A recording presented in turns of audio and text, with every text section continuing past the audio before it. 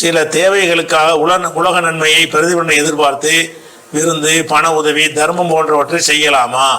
உதாரணமாக ஒருவர் அவரது நிறுவனத்தில் விளம்பரத்திற்காக 100 பேருக்கு இலவசமாக உணவு தருகிறார். அதை போஸ்டர் ஒட்டி விளம்பரப்படுத்துகிறார். ஒரு கட்சியில் இருக்கும் ஒருவர் அந்த கட்சி தலைவர் திருப்திக்காக மரம் நடுதல், தண்ணீர் பந்தல் வைத்தல் போன்றவற்றை செய்கிறார். இது மார்க் அடிப்படையில் கூடுமா? உலகிலும் மறுமையிலும் நன்மை வேண்டும் என்று நியத்து செய்து இவற்றை செய்தால் மறுமையில் நன்மை கிடைக்குமா அப்படின்னு ஜெயினபுங்கிறவங்க கேட்குறாங்க. அதாவது ஒரு மனிதர் என்ன செய்கிறாருன்னு கேட்டால், அவரோட வியாபாரத்தை ஒரு பெருக்கிறதுக்காக வேண்டி ஒரு 100 பேருக்கு நாங்கள் சாப்பாடு கொடுக்குறோம் அப்படிங்கிறார்.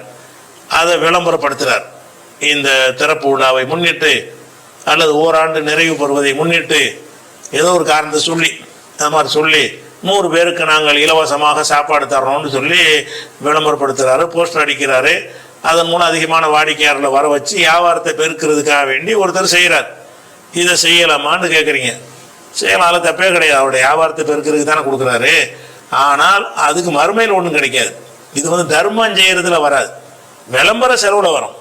தர்மம் செய்கிறதுன்னு இருக்குது. தர்மம் செய்கிறது வந்து விளம்பரப்படுத்துறது, தர்மத்தை விளம்பரப்படுத்துறது தப்பும் கிடையாது. என்னது அல்லாஹ் என்ன செய்யறான்னு கேட்டால், பொருளாதாரத்தை செலவு பண்ணுறதை சொல்லும் பொழுது நீங்கள் வந்து வெளிப்படையாக தர்மம் செஞ்சாலும் அதுவும் நல்லது தான். நீங்கள் ரகசியமாக செஞ்சாலும் என்ன செய்யும், துபுது சதகாத்தி எம்மாகிய சதக்கா வந்து நீங்கள் பகிரங்கமாக செஞ்சீர்கள் என்று சொன்னால் அதுவும் நல்லது தான். ஒயின் தொகுப்புவா தூத்துல் ஃபுக்கரா, நீங்கள் மறைத்து ஏழைக்கு கொடுத்தாலும் அது சிறந்தது தான். தர்மம் செய்வதை பொறுத்த வரைக்கும் 4 பேருக்கு தெரிகிற முகஸ்துதி வரத்தான் செய்யும். அதில் இருந்தால் நல்லா என்ன செய்யறான்னு கேட்டால், அந்த தர்மத்துக்கு மட்டும் அந்த வாசலை திறந்து விட்டுருக்கான்.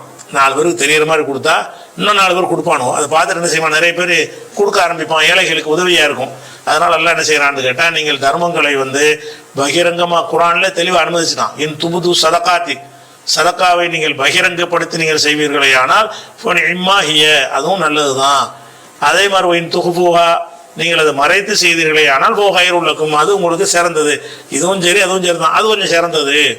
அப்படிங்கிற வகையில் தான தர்மங்களை வந்து பகிரங்கப்படுத்தி செய்யறது தப்பு இல்லை. ஆனால் அவர் அதுக்கு செய்கிறார், அதுக்கு செய்யலை. அவர் எதுக்கு செய்கிறாரு, நம்ம கடையை விளம்பரத்துக்கு பண்ணுறோன்னா விளம்பர செலவில் வந்துடும். நம்ம ஒரு ஏழை இருக்கிறாங்க, ஏழைக்கு தர்மம் செய்வோம், உறவை பேணுவோம், மார்க்கத்தில் எதுக்கெல்லாம் கொடுக்க சொல்லியிருக்கிறோம், அந்த மாதிரி செஞ்சால் தான் மறுமையிலும் நன்மை எதிர்பார்க்க முடியும். அப்படி இல்லாமல் உலகத்தில் உள்ள ஒரு ஆதாயத்துக்காக வேண்டி தான் அதை செய்வார் என்று சொன்னால் அதை செய்கிறதுக்கு தடை கிடையாது. ஒரு வியாபாரத்தை பெருக்கிக் கொள்வதற்காக வேண்டி அவர் விளம்பரப்படுத்தினா அது எந்த ஒரு தடையும் கிடையாது. இபாதத்திலான அதெல்லாம் வரும். வணக்க வழிபாடுகளாக இருந்தால் தான் அதில் எதுக்கு முகஸ்துதிக்கு செஞ்சேன் நல்லா கேட்பான். வணக்க வழிபாடு இல்லாத ஒரு நேரத்தில் என்ன செய்கிறான்னு கேட்டால், அவன் என்ன செய்கிறான், ஒரு கடை புதுசாக கடை திறக்க போகிறான்.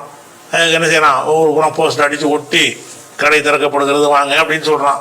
திறப்புல அன்னைக்கு வந்து ஒன்று எடுத்தால் ஒன்று ஃப்ரீங்கிறான். இதெல்லாம் வியாபாரத்துக்காக அவன் செய்யக்கூடியது. இதில் இபாதத்து வணக்கம் ஒன்றுமே கிடையாது. இதெல்லாம் குற்றம் கிடையாது. அதுக்கு மறுமையில் நன்மை கிடைக்காது. அந்த முஸ்லீமில் ஒரு ஹதீஸ் வரும்ல, ஒரு ஆலிமல்லா கூப்பிடுவான், நீ என்ன செஞ்ச, உனக்காகத்தான் நான் எல்லாம் செஞ்சேன்னு அவன் சொல்லுவான். நீ எனக்காக செய்யலை, அறிஞர்னு பேர் வாங்க முஸ்லீமில் உள்ள ஹதீஸ். நரகத்துக்கு எடுத்துகிட்டு போங்கன்னு நல்லா சொல்லிடுவான். இபாதத்துக்களை செய்யும் போது அது வந்துடவே கூடாது. ஒரு ஷஹீதை கொண்டு வருவான், இதே மாதிரி நல்லா கேட்பான். ஒரு கொடைவலையில் கொண்டு வந்து இதே மாதிரி கேட்பான். 3 பேர் நரகத்துக்கு போவார்கள்ங்கிற செய்தி நீ பலமுறை கேட்டிருப்பீங்க. அந்த அடிப்படையில் வணக்க வழிபாடுகள் அப்படி செய்யக்கூடாது. வணக்கம்ங்கிற நோக்கம் இல்லாமல் நம்ம விளம்பரத்துக்கு நம்ம செய்கிறோங்கிறது இருக்கும் என்று சொன்னால் அது வந்து அது அனுமதிக்கப்பட்டதாயிரும். அது வணக்கத்தில் சேராது, முகஸ்துதியில் வராது.